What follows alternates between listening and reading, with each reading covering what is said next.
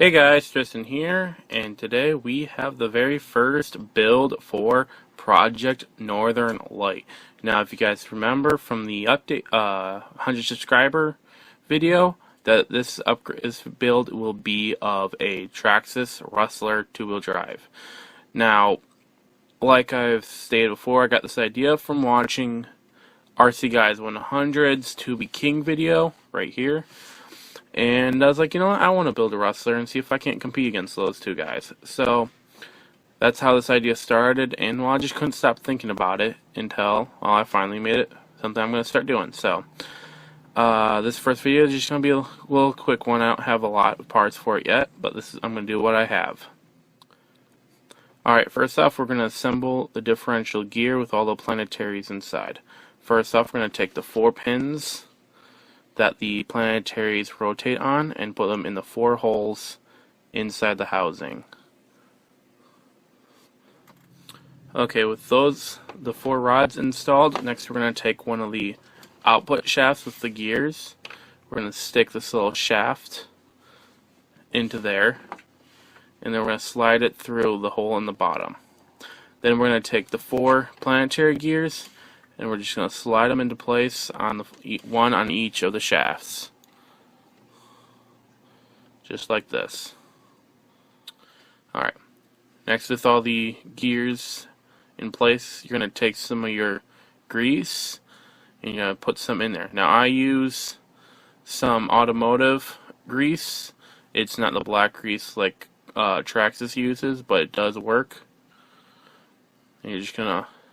You don't want to fill it all the way, but you do want to get all the gears nice and covered. You can move it around. Yeah. Just like so. So you think you got a good amount on there.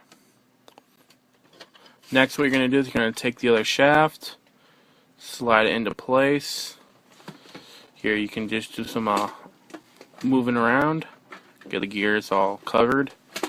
And then what we can do is we're going to take the plate, we're going to just slide it into place, and then we can screw down the 4 screws that go down here. Alright, with the differential assembled, next what we can do is we're going to take pull the diff to the side, and we're going to move on to the cases. First, what we're going to do is we're going to insert the 4 ball bearings that go into the holes, just like this.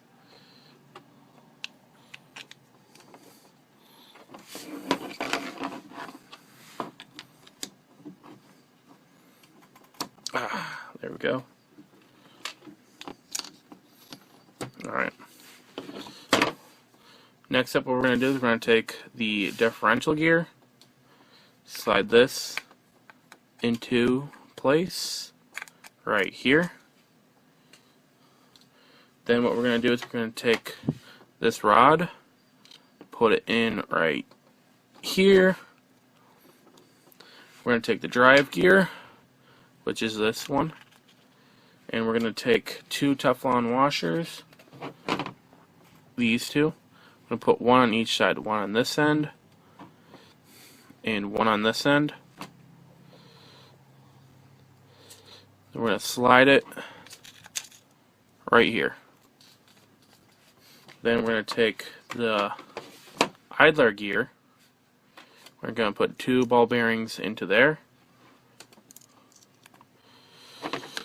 Then we're going to take a Teflon washer, put it on the post, followed by the gear itself.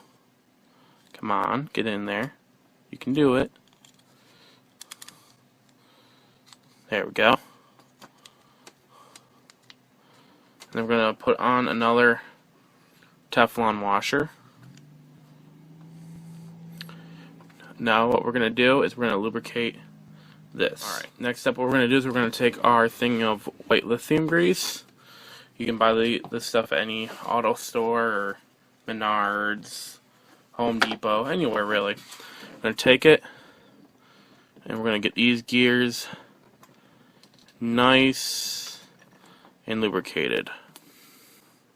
Alright, with the all gear, training gears well coated in lithium grease, what we're going to do is we're going to take our other half of the transmission box.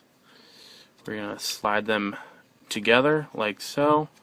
Then we're going to screw down the 5 screws that go in these holes. Now remember that this screw is shorter than the other 4. Next up, what we're going to do is we're going to take some tape and put it over the hole that the bottom of the case has.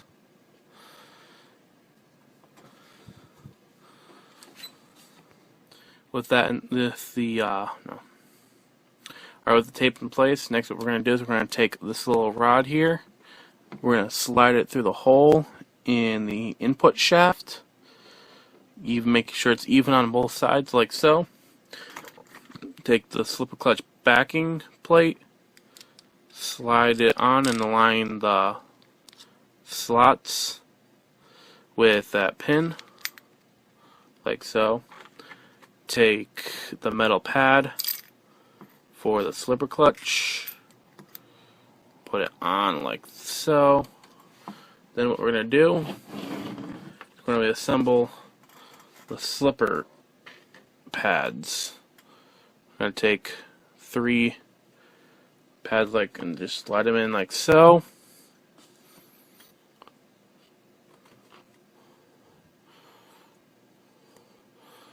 Then what we're going to do is we're going to take our spur gear, line it up like that. There we go. Why did you fall out? Put you back into place. Alright, then we're going to screw in the 3 screws that hold the slipper clutch assembly to the spur gear.